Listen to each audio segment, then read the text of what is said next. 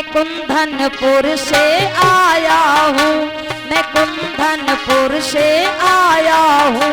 रुक्मिणी चरण की चेरी है, उसका संदेशा लाया हूँ।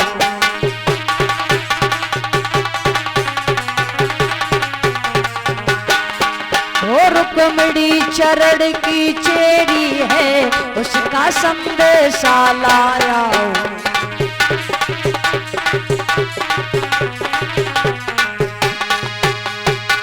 मैं कुंदनपुर से आया हूँ। ये पत्र लाया, इसमें पत्र पर लो क्या लिखा है। पत्र को पढ़ा प्रभु ने, एक पल की देरी नहीं कि और फौरन ही जो मन की गति से घोड़े चलते थे, रथ में वही घोड़े जोड़ लिए प्रभु ने और लेकर के चलने लगे। ब्राह्मण देवता को बिठा लिया और थोड़ी देर में कुंदनपुर में पहुंच गए। भगवान गौरी मैया के मंदिर पर ठहर गए। जाओ ब्राह्मण देवता कह दो मैं आ चुका हूँ। ब्राह्मण देवता उस समय चले, देखा रुक्मिणी कभी इस खिड़की से झांक रही हैं, उस खिड़की से झांक रही हैं। ब्राह्मण देवता कब आएंगे, देखा जल भी नहीं पी रही थी भगवान की याद में। और उसी समय ब्राह्मण देवता को देखा, रुक्मिणी कहने लगी, भाग करके आई। बताओ ब्राह्मण देवता अकेले आए हो तुम? मेरे प्रभु ने, मेरे नाथ ने क्या कह दिया है? आएंगे नहीं क्या वो? का आएंगे नहीं, वो आए हैं, गौरी मैया के मंदिर पर ठहरे हैं, तुम चली जाओ। रुक्मिणी को ऐसा लगा हो जैसे किसी के प्राण निकल गए, दोबारा पड़ गए हो प्राण।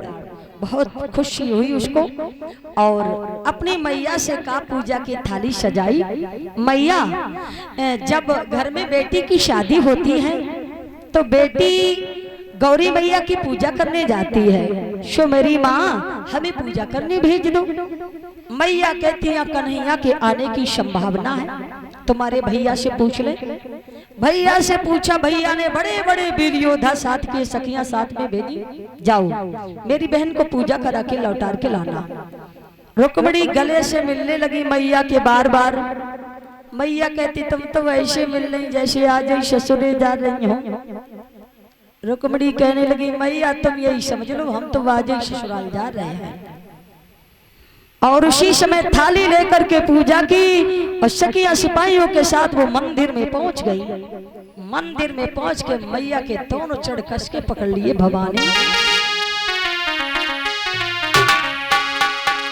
हे मैया, जगदम्ब जगत जननी मेरी ओर दया कर दो।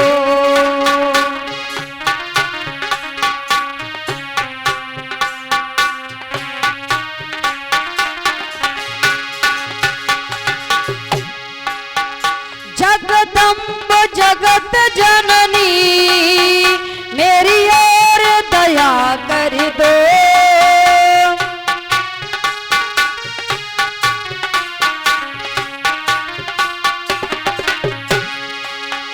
करती हो कृपा सब पर, हम पर भी कृपा कर दो।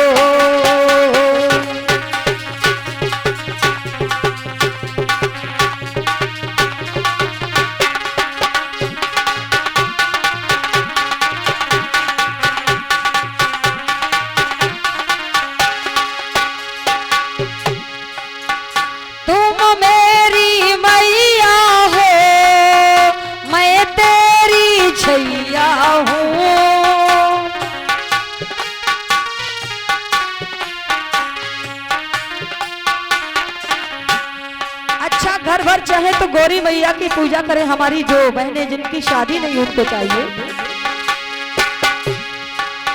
तुम मेरी मैया हो, मैं तेरी छैया हूँ।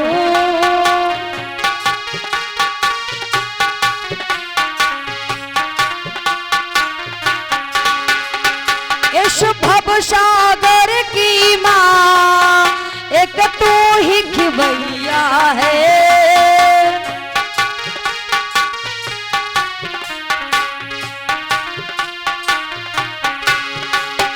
करती हो कृपा सब पर, हम पर भी कृपा कर दो।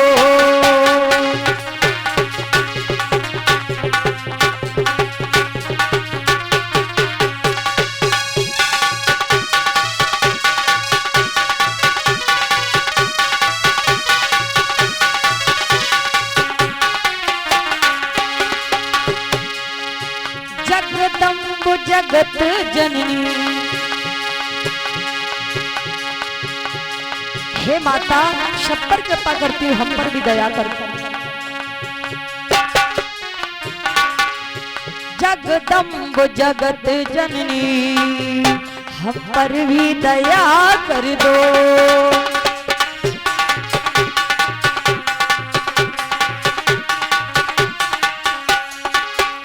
हे मैया संसार की खेने वाली नवैया की मैया तुम ही हो, इसलिए मेरी भी नाव किनारे लगा दो माँ। मैया गौरी के गले से माला निकल करके रुक्मिणी के पड़ गई।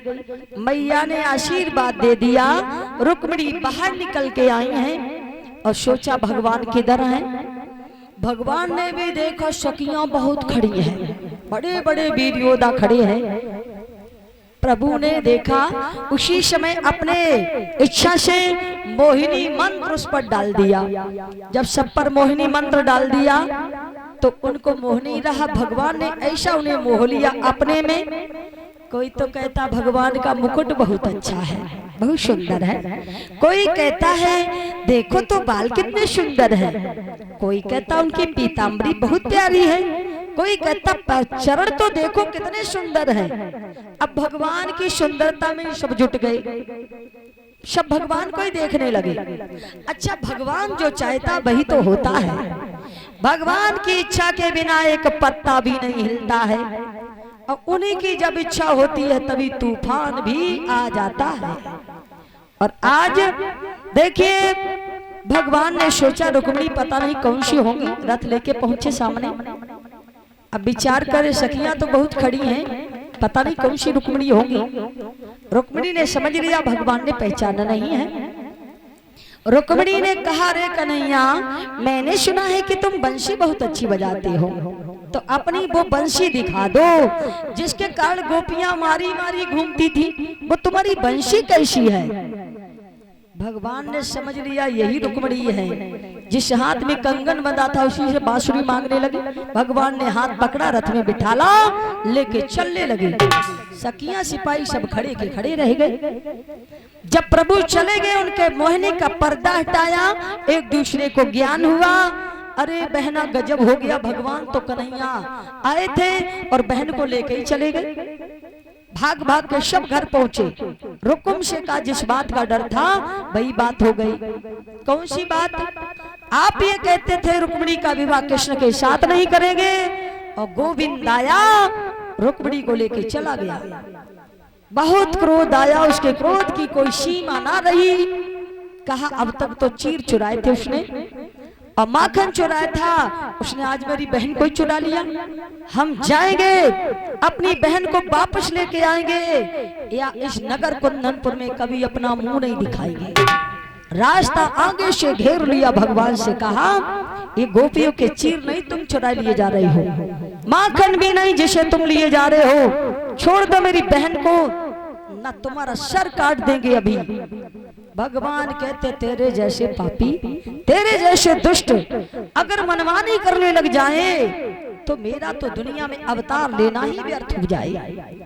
उसी समय भगवान ने चक्र सुदर्शन को आज्ञा दी, कहा पापी का वध कर दो। चक्र सुदर्शन चलने लगा। रुक्मिणी ने देखा मेरा भैया अब नहीं बचेगा, जल्दी से रथ से कूद पड़ी और भगवान के दोनों चरण पकड़ लिए। प्रभु क्या कर रहे हो? आप तो दया की सागर हो, तुम नहीं जानते हो कोई बहन अपने भैया को मरते हुए नहीं देख सकती है। और वैसे भी अगर तुमने इसे मार दिया तो लोग यही कहेंगे कि बहन बड़ी कुल घातनी थी, कुल कलंकिनी थी, जिसने अपने भाई को मरवा दिया। इसे छोड़ दो दीन दयाल प्रभु, छोड़ दो उसको। भगवान कहने लगे पहली बार जब प्रार्थना करती हो तो उसे छोड़ जरूर देंगे, लेकिन भगवान ने उसे मारने से तो छोड़ दिया, अपने रथ के पीछे बांध लिया और लेके चले आए उसको नगर द्वारका के लिए। दाऊ भैया को पता लगा, शिशुपाल की सारी सेना को अकेले ही परास्त कर दिया। भगवान के पास आई, बताया नहीं तुमने हमको? का टाइम नहीं मिला भैया? क्या ये रथ के पीछे कौन बंधा है? का यही तो है जो अपने साले से विवाह कर रहा था और हम इसे ले आए। जब ये कहा तो कहा तुमने बहुत अच्छा काम किया, जब बेटी का विवाह होता है तो भैया की बहुत जरूरत पड़ती है। वो कहता शरीर के टुकड़े टुकड़े करवा दो, फिर भी हम कभी कन्यादान नहीं कर सकते।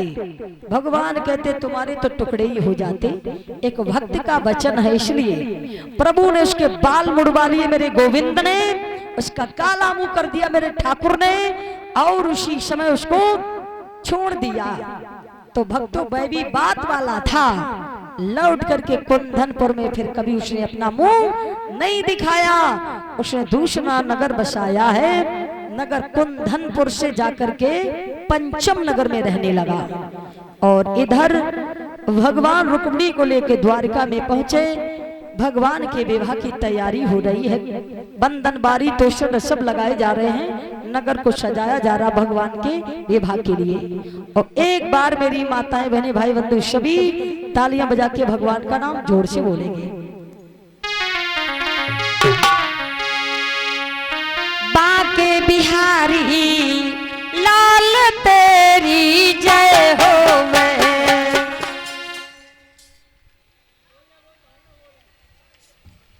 बड़ी लज्जा की बात है। अच्छा भोजन वोजन करके आई हो कि नहीं है? किया तो था लेकिन नहीं बोल पाती। माताएं बहनें कभी कभी इसलिए और नहीं बोलती, उनकी कभी कभी मजबूरी होती है। क्या मजबूरी? कहीं उनके पति का नाम गोविंद हुआ, गोपाल हुआ, बाके हुआ, नंदलाल हुआ, बिहारी हुआ,